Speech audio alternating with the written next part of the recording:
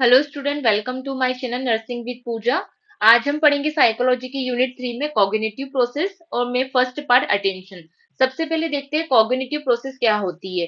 It is the branch of psychology that studies mental process including how people think, perceive, remember and learn. ये psychology की एक branch है। इसमें हम किस पीपल के, इंडिविजुअल के मेंटल प्रोसेस के बारे में स्टडी करते हैं। मेंटल प्रोसेस में क्या क्या आता है? Thinking, perceive, remembering and learning. Cognitive जो वर्ड है वो लेटिन के वर्ड कॉग्निटो से आया है, जिसका मतलब होता है एप्रीहेंडेड और अंडरस्टैंड करना। कॉग्निटिव प्रोसेस के मल्टीपल टाइप्स है। उसमें है attention, aptitude, learning, memory, perception and thinking. हम वन बाय वन ये एक एक टॉपिक डील करेंगे। सबसे पहले हम देखेंगे कि अटेंशन अटेंशन क्या होता है। Attention is the focus of consciousness on a particular object or idea at a particular time to the exclusion of other object or idea. Attention का मतलब है कॉन्शियस तरीके से किसी पर्टिकुलर एक ऑब्जेक्ट या आइडिया पे एट अ टाइम फोकस करना, बाकी सभी चीजों को हटा के, है ना, वो होता है अटेंशन। सारी चीजों को हटा करके जो इन्वायरमेंट में प्रेजेंट है किसी पर्टिकुलर टॉपिक पे एट अ टाइम फोकस करना होता है अटेंशन।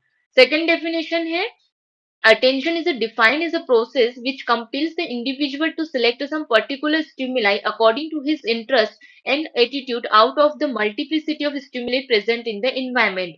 इन अटेंशन को ऐसे डिफाइन किया गया है कि एक ये ऐसी प्रोसेस है जिसमें कोई भी इंडिविजुअल अपने इंटरेस्ट और एटीट्यूड जो उसे पसंद है उसके अकॉर्डिंग क्या एक स्टिमुलाई को सिलेक्ट करता है। और जो एनवायरमेंट में बाकी जितने भी स्टिमुलाई प्रेजेंट है उनको सबके हटा के वो अपने इंटरेस्ट के अकॉर्डिंग एक स्टिमुलाई को सिलेक्ट करता है, वो क्या होता है अटेंशन। थर्ड डेफिनेशन है attention is the concentration of consciousness upon one object rather than upon other another. Attention full concentration 100% consciousness के साथ में किसी एक टॉपिक पे या एक ऑब्जेक्ट पे फोकस करना, बाकी सबको छोड़ करके, ये होता है अटेंशन। स्टूडेंट्स, आपको दो या मिनिमम दो से दो डेफिनेशन तो आपको याद रखनी है और एग्जाम में लिखना ही है।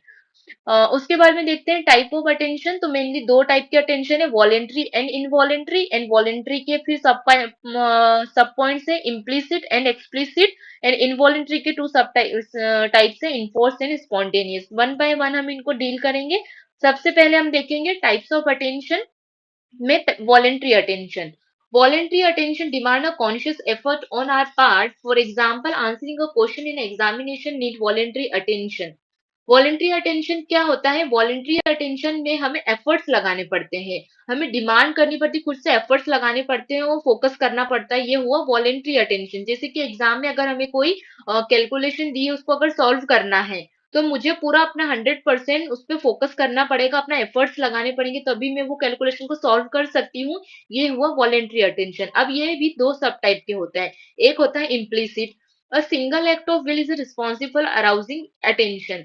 इसमें क्या है कि एक सिंगल एक्ट, कोई भी एक सिंगल, जैसे कि एग्जाम्पल के लिए कि अगर टीचर ने कोई असाइनमेंट दिया है और अगर बच्चा करके नहीं ले जाएगा तो उसे पनिशमेंट मिलेगा, है ना, तो पनिशमेंट के डर से क्या होगा कि वो असाइनमेंट करके ले जाएगा। ये हुआ इम्प्लिसिट वॉलेंट्री अटेंशन का एग्जाम्पल। इसमें क्या है कि डर की वजह से एक सिंगल एक्ट, अरे पनिशमेंट की डर की वजह से, रिस्पॉन्सिबिलिटी की वजह से वो क्या करके होमवर्क करके गया है, ये हुआ इम्प्लिसिट वॉलेंट्री अटेंशन। Second है explicit voluntary attention. It is obtained by repeated act of will. One has to struggle hard or keeping oneself attentive. It requires a strong willpower, keen attention and strong motive for accomplishment of the task.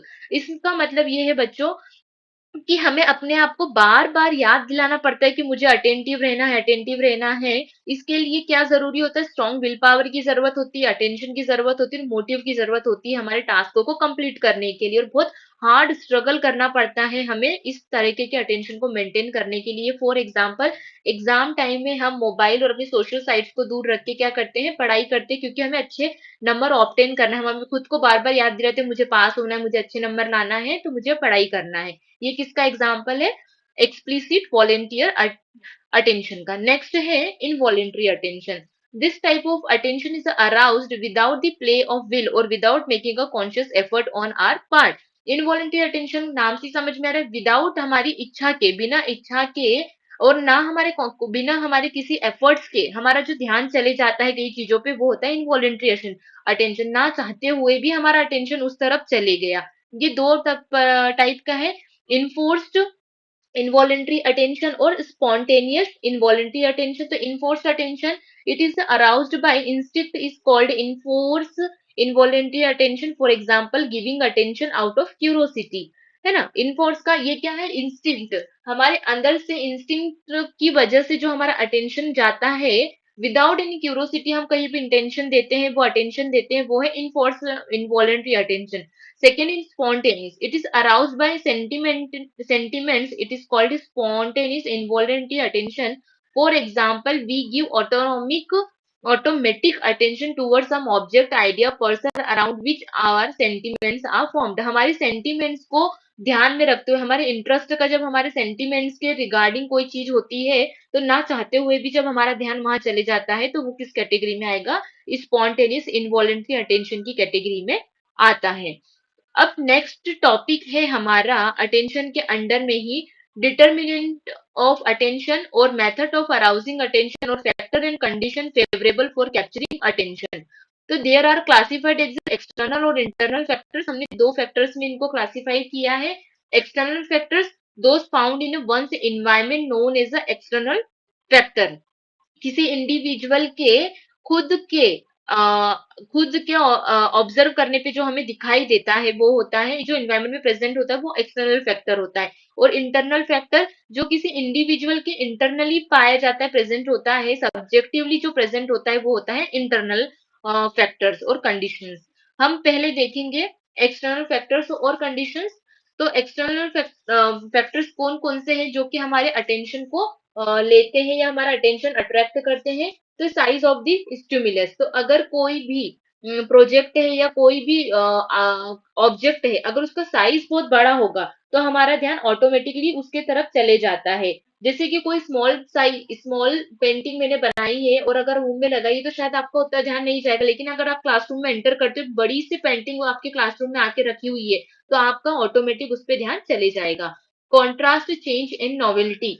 Contrast change और novelty में क्या देखेंगे कि अगर किसी भी stimuli में अगर कोई चेंजेस होता है, कोई अटेन, तो वो हमारा अटेंशन इजीली विड्रॉ कर लेती है। और नॉवेल्टी का मतलब यहाँ पे कि कुछ न्यू और कुछ डिफरेंट, कुछ नया और डिफरेंट देखने को मिलता है, तो भी हमारा ध्यान वहां पर चले जाता है। नॉवेल्टी के लिए कि कोई टीचर अगर कॉलेज में नहीं है, तो आपका अटेंशन बिल्कुल, आप दिन भर आपको याद रहेगा उस टीचर का कि हाँ आज कॉलेज में नई टीचर आई है। तो अगर कोई चेंजेस, कोई नॉवेल्टी, कोई डिफरेंट चीज होती है, तो भी वो आपको याद रहता है। और कुछ चेंजेस अगर अकर होते हैं ऑब्जेक्ट में, इन्वायरमेंट में, तो वो भी आपको याद रहेगा, ये भी आपके अटेंशन को अट्रैक्ट करेगा। नेचर ऑफ दिस स्टिमुलस, है ना।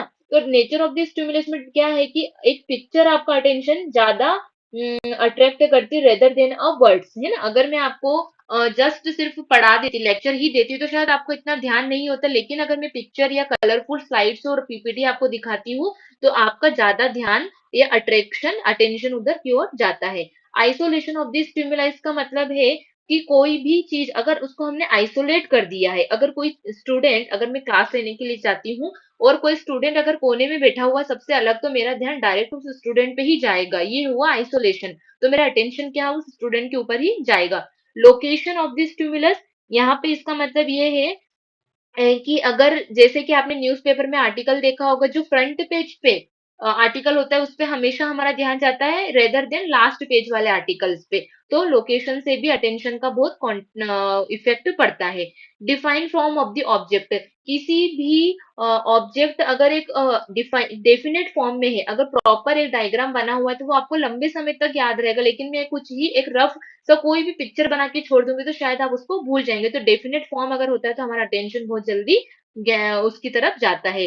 Repetition of this stimulus, repetition यानी बार बार कोई चीज अगर हो रही है, जैसे कि अगर एक पैराग्राफ लिखा है आपने इंग्लिश का, और उसमें एक जगह स्पेलिंग मिस्टेक कर दी, तो शायद मेरा ध्यान वहां पे नहीं जाएगा, लेकिन अगर दो तीन जगह आपने स्पेलिंग मिस्टेक कर दी, तो मेरा ध्यान वहां जा सकता है।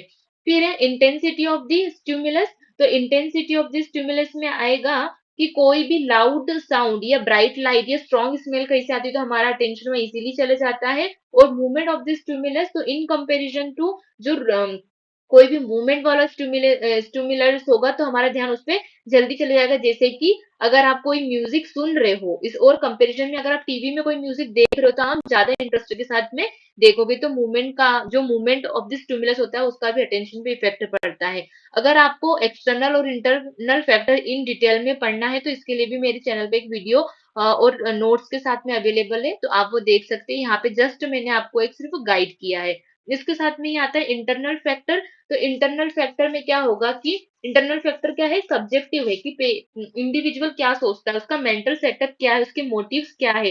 तो सबसे पहले हम देखेंगे मोटिव। अगर आपको भूख लगी है और अगर आपको खाना मिल जाता है, भूख लगी और कैसे भी खाना मिलेगा तो क्या है, आपको वो टेस्टी लगेगा। लेकिन आपका डमी अगर बेली फुल है और आपको टेस्टी खाना भी देते हैं तो आप शायद इतना इंटरेस्टेड नहीं होंगे उसको खाने में। तो ये है टेंशन। उसके बाद में आता है मेंटल सेटअप। मेंटल सेटअप में ये है कि अगर आपके इंटरेस्ट की चीज होगी, आपने मेंटली अब अगर उसके लिए प्रिपेयर है, जैसे कि एग्जाम के दिन हमें कोई, जब हमारा पेपर एक दिन पहले हम फुल कॉन्सेंट्रेशन के साथ में पढ़ते हैं, लेकिन अगर 8-10 दिन पहले पढ़ने लग जाते तो क्या हमारा ध्यान अटेंशन नहीं मेंटेन हो पाता है। तो ये है कि मेंटल सेटअप हमने कैसा मेंटल सेटअप कर रखा है उस पर भी अटेंशन डिपेंड करता है। Deposition and temperament. डिपोजिशन और टेम्परमेंट में आएगा कि अगर कोई a man having a religious deposition and spiritual temperament will attend to religious matter. अगर आपका रिलीजन से रिलेटेड एक रिलीजियस हो आप और आपका बहुत इंटरेस्ट है उसमें, तो आपका टेम्परमेंट और डिपोजिशन आपका अटेंशन वहां पर रहेगा। अगर आपकी इंटरेस्ट की चीज नहीं है तो आप उस पर अटेंशन नहीं दोगे। नेक्स्ट है नेक्स्ट है हैबिट। हैबिट में कि अगर कोई भी व्यक्ति है, कोई भी इंडिविजुअल है, उसको अगर वो उसकी जरूरत की चीज है, अगर उसके काम की इम्पोर्टेंट, अगर उसके लिए इम्पोर्टेंस रखती है तो वो उसके ऊपर फोकस करेगा, वरना वो अगर उसके इंटरेस्ट की उनकी हैबिट की नहीं है तो वो उसके ऊपर अपना अटेंशन नहीं देगा। पास्ट एक्सपीरियंस में यहाँ पे रहेगा कि किसी भी पर्टिकुलर चीज या इंसिडेंट को लेके आपका पास्ट एक्सपीरियंस कितना कैसा रहा है उस पर भी आपका अटेंशन डिपेंड करता है ना। अगर आपको का पास्ट में अगर आपको पीपीटी से आपने जब भी पढ़ाई की है तो आपका इंटरेस्ट आपने आपको अच्छे से लॉन्ग टर्म तक याद रहा है तो आप क्या पीपीटी से पढ़ना पसंद करोगे। लेकिन आपने देख लिया कि यार मुझे तो इसका याद ही नहीं रहता है तो क्या होगा, पीपीटी से पढ़ना जब भी आप देखोगे तो आप अवॉइड करोगे। ठीक है। उसके बाद में आता है नेक्स्ट है इंटरेस्ट एंड अटेंशन। किसी भी चीज में आपका कितना इंटरेस्ट है उस पे आपका अटेंशन डिपेंड करता है। इमोशन। कोई भी इंसिडेंट से या कोई भी इंडिविजुअल से आप इमोशनली कितने अटैच्ड हो उस इंसान से या उस इंडिविजुअल इंसान से, तो उस पे आपका अटेंशन डिपेंड करता है कि आपको उसको अटेंशन देना है या नहीं देना है ना। उसके बाद में है meaning. In comparison to meaningless stimuli meaningful stimuli attract more attention. Simple बात है, कोई भी मीनिंगफुल चीज जो आपके काम की उस पे आपका अटेंशन इजीली चले जाएगा। लेकिन अगर कोई चीज काम की नहीं है, अगर आप आपकी नर्सिंग की कहीं पे बात चल रही तो आपका ध्यान आसानी से चले जाएगा। लेकिन आपकी फील्ड की बात अगर हो ही नहीं रही, आपकी इंटरेस्ट की बात हो ही नहीं रही, जिससे आपको कोई मीनिंग है ही नहीं, तो आप उस पर फोकस नहीं करोगे। नेक्स्ट है एम। ठीक है। एम में क्या देखेंगे कि अगर आपके पास में अ, आपके पास में कोई एम है किसी इंडिविजुअल को लेके, जैसे कि आपको एग्जाम में पास होना है अच्छे मार्क्स से, तो ही आप अच्छे से पढ़ाई करोगे कि नहीं मुझे तो टॉप करना ही है। आपका इंटरेस्ट ही नहीं है किसी और दूसरे एग्जाम में कि नहीं मुझे तो इंटरेस्ट, मुझे जो भी कॉम्पिटेटिव एग्जाम है वो मुझे देनी ही नहीं है, तो क्या होगा कि आप अच्छे पूरे 100% अटेंशन के साथ में एग्जाम नहीं दे पाओगे। उसके अलावा मोटिव, हर किसी चीज के लिए क्या होना चाहिए, मोटिव। मोटिव अगर आपके पास है तो आपको उस चीज में इंटरेस्ट आएगा, वरना आपका अटेंशन उस पर मेंटेन नहीं रहेगा। Next topic duration and degree of attention. Span of attention, the maximum amount of material that can be attended in one period of attention is the called span of attention. Attention की ड्यूरी और degree और duration क्या क्या है उसके हम देखें, सब पॉइंट्स देखेंगे। सबसे पहले देखते हैं स्पान ऑफ अटेंशन। तो किसी भी मटेरियल या इंडिविजुअल एक्शन के साथ में हमने जितना टाइम स्पेंड किया है वो किसके अंडर में आएगा, स्पान ऑफ अटेंशन के अंडर में आएगा। उसके दो सब पॉइंट्स है, स्पान ऑफ अटेंशन दो पार्ट में डिवाइड किया है, विजुअल और ऑडिटरी अटेंशन। सबसे पहले हम देखेंगे span of visual attention. Experiment have been carried out to measure the span of visual attention. बहुत सारे एक्सपेरिमेंट हुए हैं विजुअल अटेंशन को मेजर करने के लिए। The object exposed to the eye are simple like dots, line, letter or complex word or triangles, etc.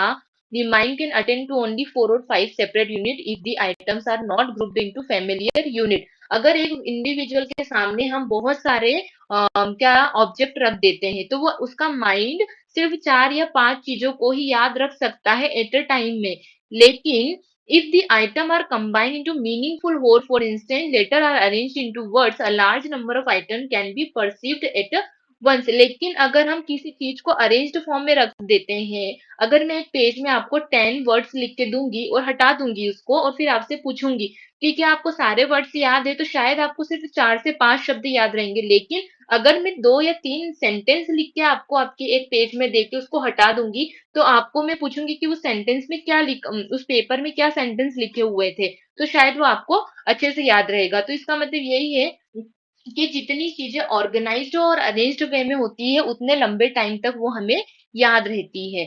Second is span of auditory attention. The number of auditory impression perceived at a single instant is slightly greater in comparison to, अगर हम comparison करते हैं तो visual attention के comparison में auditory attention ज्यादा effective है। An adult can perceive 8 sound even rapidly in a series, but when sound are given in a rhythm a much larger number of sound can be perceived। अगर हम एक individual को 8 sound at a time सुनाते हैं तो उससे काफी सारे साउंड याद रहेंगे। लेकिन अगर हम उसको रिदम या कोई गाना सुनाते हैं, ऑर्गेनाइज्ड फॉर्म में कोई सॉन्ग या साउंड सुनाते हैं, तो वो उसको और ज्यादा क्वांटिटी में याद रहेगा।